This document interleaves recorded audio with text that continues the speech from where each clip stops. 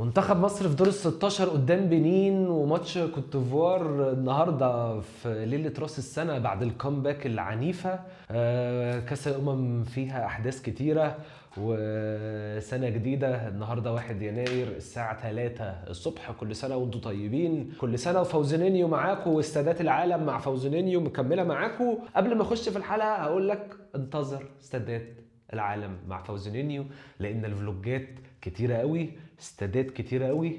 اللي متابع الانستجرام عارف في ماتشات نار جايه، وفي فلوجات، وفي استادات، وفي حركات كتيره جايه.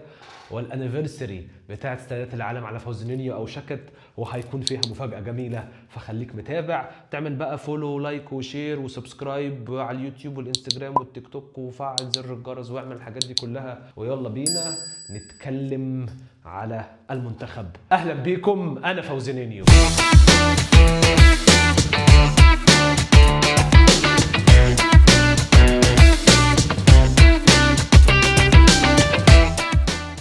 النهارده كانت اخر ماتشات المجموعه، اخر مجموعه. الكاميرون كسبت 2-1، وبعد ما عملت كامباك طبعا كانت خسرانه 1-0، والكامباك العنيف بتاع كوت ديفوار قدام الجابون 3-2 بعد ما كانت خسرانه 2-0. وبطوله الكامباكات يعني، وده دليل على قوه البطوله وعن ان الماتشات قريبه، وان في اوقات كتير قوي بتلاقي ان الفريق الثاني دايس وكسبان، وتلاقي ايه الفريق ابتدى يرجع زي ما حصل بنيجيريا قدام تونس. بس بيكون ليها احداث، بيكون انت واخد بالك ان دايما بشوفها من حته ان المنتخب اللي بيتقدم بجون واثنين وثلاثه بيبتدي يرخي شويه.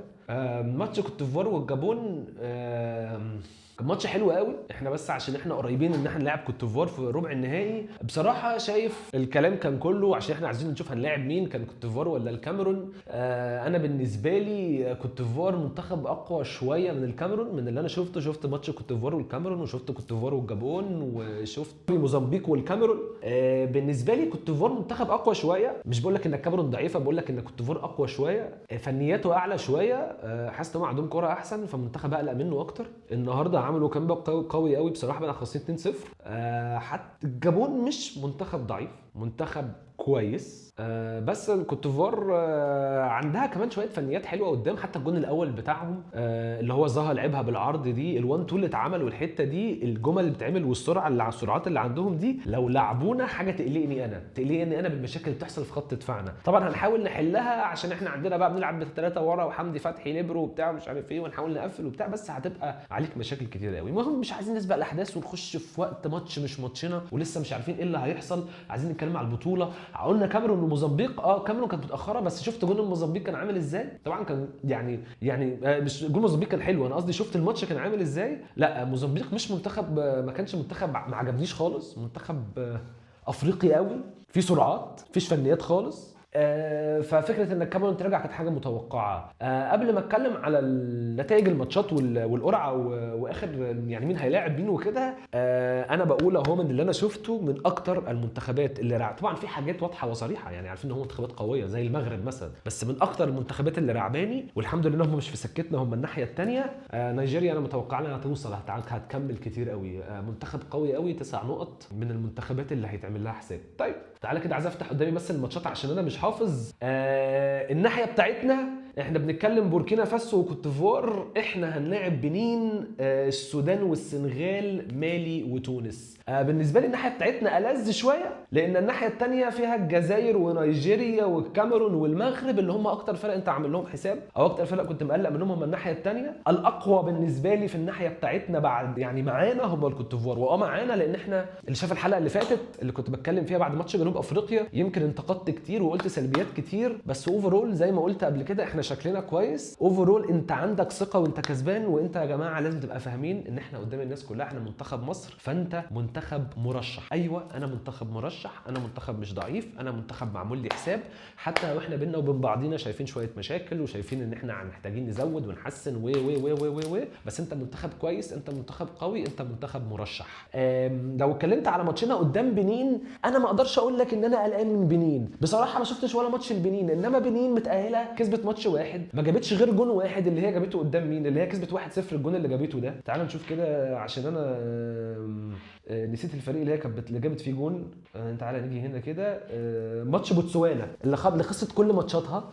بنين خسرانه من السنغال 3 وخسرانه من الكونغو 1، ما جابتش غير جون واحد. فانت يعني مش منتخب هقلق منه، مش منتخب هعمل له حساب، مجموعته مش قويه قوي، متاهل من ثالث مجموعه، منتخب يعني ما اتفرجتش عليه، بس الارقام ما بتقولش ان هي تقلق منك خالص. لو كسبنا هنقعد قدام كوت ديفوار. انا بالنسبه لي لو كسبت كوت ديفوار المفروض اوصل نهائي، لان ماتش كوت ديفوار ماتش صعب، وده الفريق انا خايف منه قوي زي ما قلت لك. فريق عنده سرعات وفريق منظم وفريق عنده كوره، عنده حلول، عندهم كذا لعيب، فانت بتقلق من الكوت ديفوار طبعا. يعني مش عايزين نسبق برضو الاحداث، خلينا نعدي ماتش بنين بدون بقى اصابات وبدون ايقافات لحد ما نشوف. انا شايف احنا لو عدينا طبعا لو بنتكلم على توقعات ففي الناحيه بتاعتنا لو قلنا كوت ديفوار وبوركينا، بوركينا في اخر سنين هو منتخب قوي، في اخر تعال نقول 6 7 8 سنين هو منتخب قوي، انما ما زلت اتوقع الكوت ديفوار تعدي. مش هيبقى ماتش سهل على فكره، مش هيبقى وان سايد جيم وكده، وممكن عادي بوركينا تعملها، بس انا اتوقع كوت ديفوار. مصر وبنين اكيد اتوقع مصر. السودان والسنغال اكيد هتوقع السنغال. المالي وتونس ماتش هيبقى قريب قوي. مالي نتيجه ما كانتش احسن حاجه، بس تونس مش فريق بالقوه دي، انا بقول لك فريق مش بالقوه دي. وانا اتوقع لو تقول لي انا اتوقع حد، انا اتوقع مالي ان هي اللي تعدي. ده باللي انا شفته باللي انا اتفرجت عليه اتوقع مالي. مش حاسس ان في فروقات، بس هو فريق قوي. فاحنا لو عدينا المنطق ان احنا هنلاعب يا بوركينا احنا هنلاعب يا بوركينا بكوت ديفوار، المنطق بيقول ان احنا هنلاعب كوت ديفوار. انا اتمنى العب بوركينا لان شايف كوت ديفوار اقوى، بس مش معنى ان لعبت بوركينا ان انا هعدي برده الماتش سهل. ما هي بوركينا لو خرجت بكوت ديفوار يبقى هو فريق قوي، فاهم؟ بس بالنسبه لي حاسس ان احنا ممكن نسد معاهم احسن شويه، بالذات انت لما برده عندك في مخك بتلعب منتخب زي كوت ديفوار وبتاع. بس احنا خد بالك احنا برده في السنين اللي فاتت كان شكلنا اوحش وكان ادائنا اضعف، وعرفنا نعدي فرق احنا ما كناش متخيلين ان احنا في اصلا امل ان احنا نعديهم. زي ما قلت لك في الفيديو اللي فات ان انت عندك امكانيات فرديه وبتعرف تحل بيها، وهو ده اللي انت بصراحه هتلعب عليه في الماتشات. تاني ما قلناش ان احنا اتفقنا قبل كده ان كابتن حسام حسن ما هوش مدرب التكتيكلي عالي، مش هو المدرب اللي عنده الحته بتاعت انا عارف ان انا هعرف اغير التشكيله او هعرف اغير التاكتكس بناء ان انا دارس الفريق اللي قدامي كويس قوي. في مدربين عندهم الحته دي زي بيتسو موسيماني او زي كيروش لما كان عندنا. هو مدرب عنده حاجه في دماغه، عنده فكر معين، بيعرف يذاكر الفريق اللي قدامه كويس، بيعرف بناء على اساسه يستخدم الامكانيات اللي هو عنده عشان يعرف ياخد احسن حاجه. انما حسام حسن مش مدرب ده واحنا عارفين كده. فانت زي ما قلنا اللي احنا طالبينه منه ان مش عايزين فتح كتير قوي في التشكيل، مش عايزين مغامرات ملهاش لازمه، مش عايزين تبديلات غلط، وعايزين شكلنا يبقى منظم وكويس، والباقي هيبقى على اللعيبه. ده املي انا الوحيد، الباقي على امكانياتك الفرديه زي ما قلت قبل كده. صلاح، مرموش، وجود مصطفى محمد مهم. انا ما اعرفش على فكره اخبار عن اصابه مرموش، يا ريت تقولوا لي هو مرموش اصابته ايه، اخبارها ايه القصه دي، عشان انا ما قريت كام حاجه بس انا بجد ما اعرفش. يعني امام لو رجع فورم برده هيبقى من الامكانيات اللي مهمه قوي عندك. امام برده ممكن يكون خد ثقه في نفسه في اخر ماتشين نزلهم، فلعيب طبعا لو مسك فورم وبدني رجع طبعا هيحل كويس قوي عندك. السنغال والسودان مفيش كلام كتير قوي، ما شفتش ولا ماتش للسودان طبعا، اكيد متوقع السنغال هي اللي تعدي. تونس ومالي زي ما قلت لك توقعي هو مالي. السودان برضو متأهلة ثالث مجموعة، كسبانة ماتش واحد برضو ب3 نقط، خسرانة 3 من بوركينا. الناحية الثانية مغرب وتنزانيا، جنوب افريقيا والكاميرون، موزمبيق ونيجيريا، الكونغو والجزائر. لو جينا من اول ماتش اللي هو مغرب وتنزانيا ما فيهاش كلام كتير قوي. المغرب اتعادلت ماتش وكل حاجه، بس المغرب ودينا شفنا ابراهيم دياز بيعمل ايه، المغرب شفنا ايوب الكعبي بيعمل ايه. يا جماعه خطير بصراحه، لعيب خطير من قبل البطوله دي على فكره، لعيب خطير قوي يعني. الكاميرون وجنوب افريقيا انا بقول لك ماتش قريب. الكاميرون برضو فريق ما قلتش ان هو فريق وحش، بس زي ما قلت لك كنت شايفه فريق اقوى. الكاميرون اقرب ان هي تعدي جنوب افريقيا، ده المنطق، بس مش شايف ان هو يبقى ماتش بعيد، مش شايف ان هو بقى وان سايد جيم وكده الكاميرون. لا، الكاميرون فنيا او كورتها او حتى شكلهم في الملعب على بعضهم كفريق، ما بتكلمش على افراد، لان في امكانيات في الملعب، وبصراحه اكتر واحد باين فيهم واكتر واحد باين ان هو لعيب خطر بجد، وان وهو ده مصدر القوه بتاعتهم. ده لو مش موجود الكاميرون مش شايف لها خطوره قوي. مبويمو عامل اداء، انا ما اعرفش ارقامه ايه بصراحه، ما اعتقدش انه عنده ارقام كويسه، بس اداؤه الفردي حلو قوي.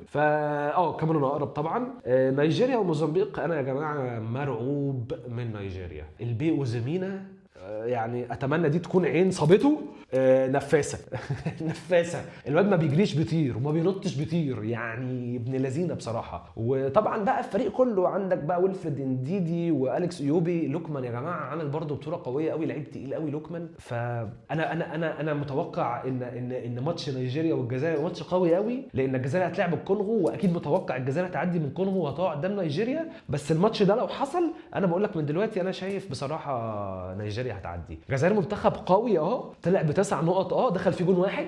الماتش اللي فات ده اخر ماتش خالص هم كسبانين 3 اصلا، اللي هم الكونغو تقريبا. مش عارف كانوا بيلعبوا مين اخر ماتش، ما اتفرجتش عليه بصراحه.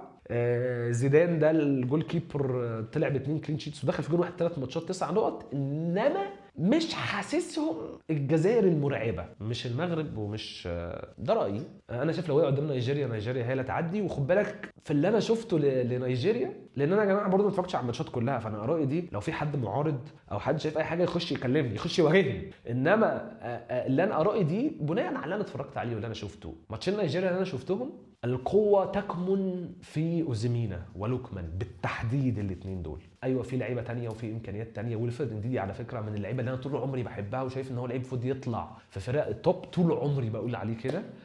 طبعا دلوقتي هو كبر بس هو لعيب كواليتي حلو قوي. الرعب من اوزيمينا يعني يا جماعه، اللعيب تقيل قوي، ومش قادر افهم ازاي لحد النهارده هو ما راحش فريق كبير.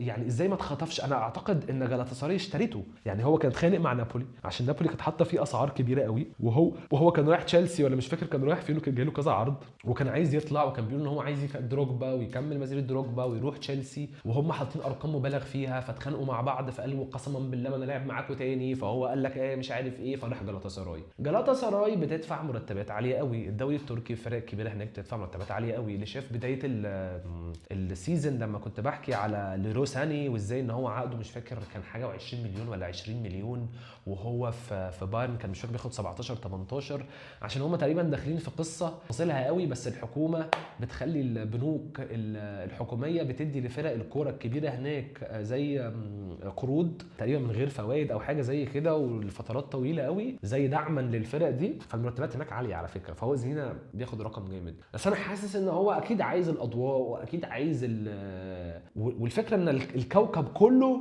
عايز مهاجم. ارسنال عايزه مهاجم، يونايتد عايزه مهاجم، تشيلسي عايزه كل الناس بتدور على مهاجمين. فده رايح يجيب جواو بيدرو وبعدين ما يلعبوش مهاجم، يجيب سيسكو ما بيلعبش، جيوكيريس وطلع خيش. ازاي اوزيمينا ما مش اللي هو يلا اوزيمينا. اعتقد بعد البطوله دي في يناير اعتقد ان هو لازم يتخطف في حته، يعني ده في اي حته، برشلونه يا جماعه اي حته. يمكن برشلونه عشان مفلسه وما بتدفعش فلوس فزميله صعب عليها، وعارف ان هو هيبقى محتاج ويج عالي، محتاج سالري عاليه، محتاج مرتب عالي. بس حاسس ان هي الناس تقدر تعملها. اللي بيدفع لسيسكو وعيل صغير وانت شايفين شكله عامل ازاي، واللي بيدفع للعيبه دي، لا يا جماعه وزميله يجي يعني. فبالتالي لو قلنا ماتشات هتبقى المغرب وتنزانيا، ماتشات ربع النهائي هتبقى الكاميرون قدام المغرب يعني على حسب توقعاتي، نيجيريا قدام الجزائر. انا قلت نيجيريا تعدي الجزائر بصراحه. الكاميرون لو عدت جنوب افريقيا ووصلت قدام المغرب اكيد متوقع المغرب، فهيبقى نص نهائي نيجيريا والمغرب، وده نخلي كلامه لوقتها لو الكلام ده حصل. الناحيه عندنا كوت ديفوار ومصر،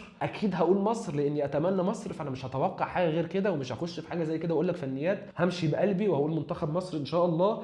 الناحيه الثانيه هتبقى السنغال ومالي على حسب توقعاتي. مالي والسنغال معرفش، بس احنا لو عدينا فهنقع قدام يا تونس يا مالي يا السنغال. انا شايف ان احنا لو عدينا نقدر ان احنا نعدي. لا السنغال ومالي اكيد السنغال برضو يعني، عشان ما بقاش بس بأوفر يعني. لا اكيد السنغال بصراحه يعني هنقع قدام السنغال. انا ما اعتقدش ان السنغال بقوه السنين اللي فاتت، ما اعتقدش. انا برضو بصراحه ما اتفرجتش على السنغال قوي البطوله دي، انا عمال بفكر دلوقتي ما اتفرجتش على السنغال قوي البطوله دي، ما اعرفش ليه. بس انا حاسس ان انا عديت الكوت ديفوار ممكن نكمل عادي جدا، حاسس كده يعني ليها سكه للنهائي. بس كده ده كل حاجه عندي اقولها لحد ماتش بنين. هشوفكم بعد ماتش بنين، هيبقى في كلام هنتكلم عليه.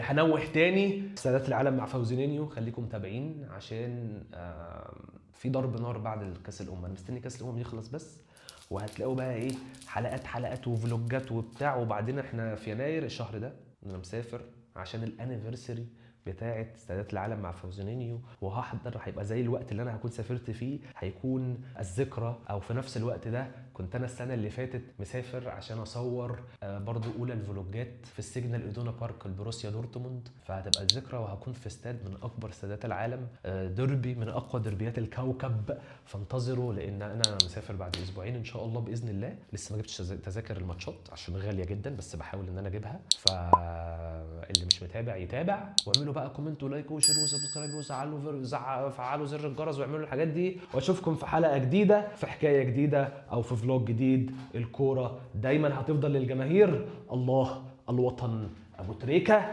سلام.